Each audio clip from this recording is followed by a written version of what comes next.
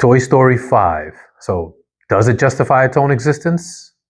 I'm going to say hell yes, it does.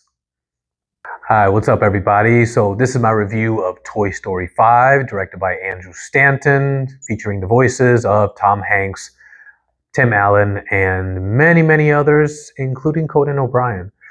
Um, Now, I've been out of action for a while. The school year ended for my day job in June, so I've been on vacation for the last few weeks. But now I'm back with our regularly scheduled program. And Toy Story 5 was one of the movies that I watched over the break. And I was never a real big fan of the franchise, mainly because when I watched the first one, it didn't really get me. I liked the novelty of a computer animated movie, but at the time that I saw it, it didn't really hit me in any way, shape, or form. So I never saw 2, 3, or 4 at all. Now I watched 5.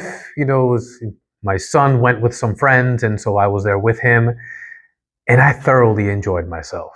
This movie was so fun. It was great story, great plot. I thought they put together some interesting elements that I'll talk about.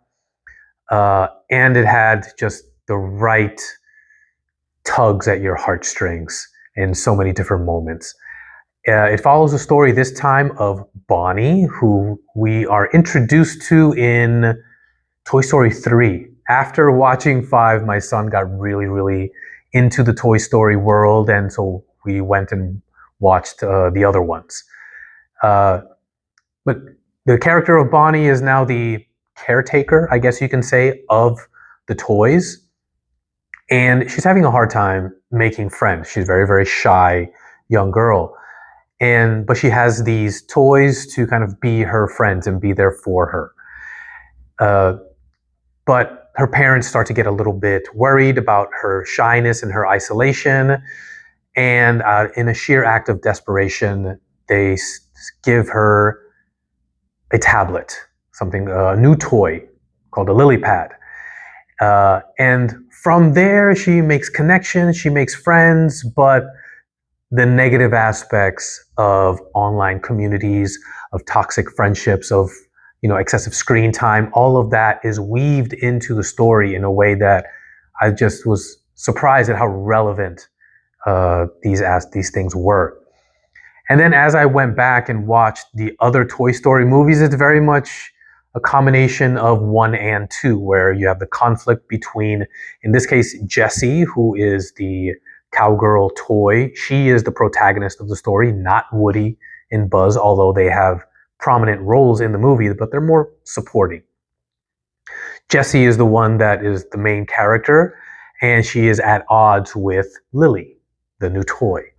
So, echoes of Toy Story 1, but then you have this kind of rescue mission aspect of it, which is very reminiscent of Toy Story 2.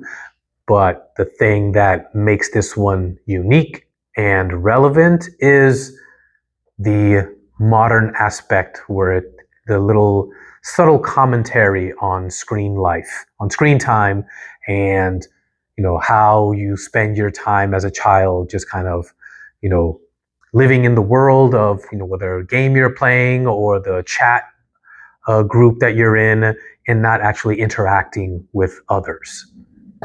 And so I was very, very surprised by that. But like I said, the emotional aspects of the movie, they're just so great. You get this other revelation of from Jesse's original owner, Emily.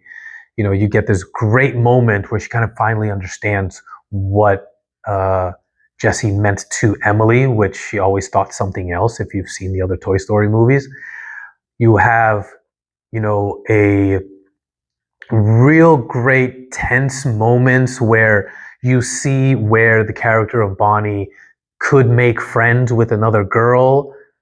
And as an audience member, I was just like, come on, open your mouth, say something, like make that connection, be friends. And the fact that a movie could even bring that out of me, I thought was just incredibly well done, and I really appreciated it. But then, of course, it's Pixar, so there's a great payoff at the end. And I also loved. There's two things. I have two tiny nitpicks about Toy Story 5, and they're very, very small nitpicks. One is there are these characters that Jessie encounters, which is they're like the bridge between these old school type tactile toys and the digital toys. So it's like analog in a way. And they seem very interesting and they're really funny, but you don't really get to know them as characters. They kind of just serve as plot devices.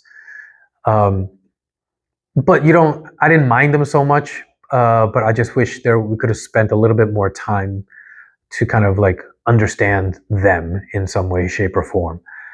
And then there's this kind of side plot where in the beginning the movie starts off with 100 Buzz Lightyear toys stranded on a desert island, and they work to get back to Star Command, and then you kind of go to the main story of the movie, and then little by little you kind of see their progress as to where it is that they're going, and then of course there is a payoff at the end, but as with the previous nitpick, it's more of a plot device kind of thing.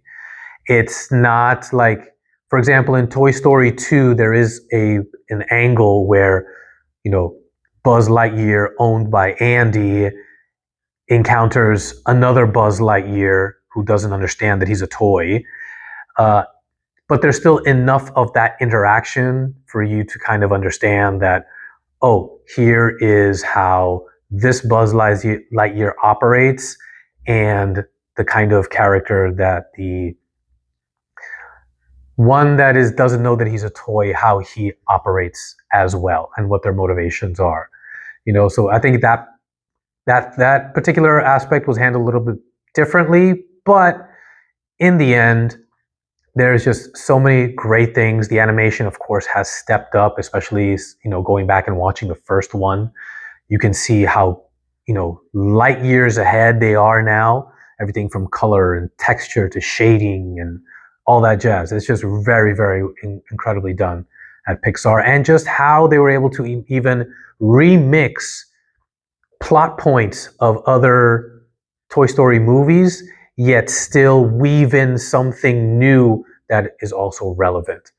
And it was just a great experience. I really enjoyed it, and it was a nice way to kind of go back and give the franchise another chance, because I've always heard great things, especially like the first three being like a perfect trilogy, and maybe if they're making another one, which they absolutely might, maybe that'll be another satisfying sequel trilogy. Time will tell. Anyways, those are my thoughts. What about you guys? Let me know what you think in the comments below. Smash that like button, give me a follow, and I'll see you guys next time.